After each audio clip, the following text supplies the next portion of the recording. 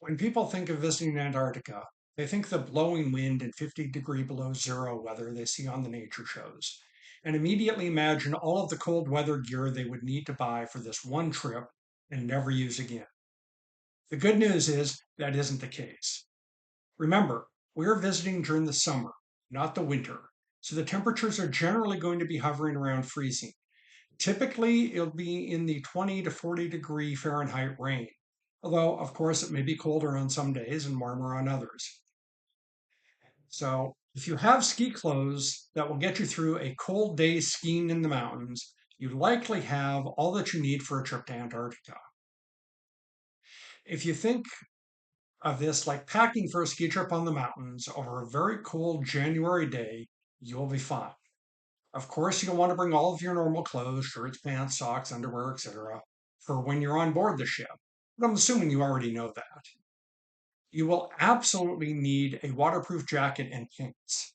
They won't let you get on the Zodiacs without them, so don't forget them, even if you usually ski in your jeans. You need to get on the Zodiacs for all of the excursions, so not having these will mean that you will miss out on pretty much all of the really cool stuff you want to see.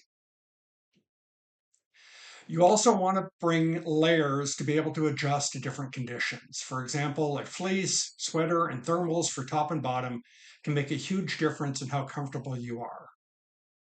You will also want gloves and likely face coverings like a neck gaiter or a balaclava to keep you warm if it's windy. If you have multiple pairs, bring at least two so you can let them dry out between excursions. The Zodiac rides can get a little wet at times. You may want a hat to block the sun, in particular one that won't blow away in the wind. This can be a standalone hat or just the top of your jacket can work. Two additional pro tips. First, bring liners for your socks and gloves. They can dramatically improve the warmth of your extremities. Second, bring ski goggles.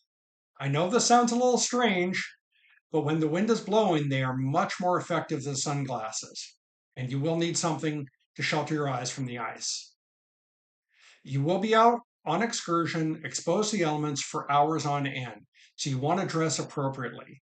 Don't worry, you probably have almost everything you need already. Just one additional thing, don't forget your power adapter for when you're on board ship and want to recharge your phone or other electronic devices. I hope to see you on board. Limited cabins remain for this expedition. Check out mbc-rei.com/2027 for more details, schedule time to talk with me, and to reserve your cabin.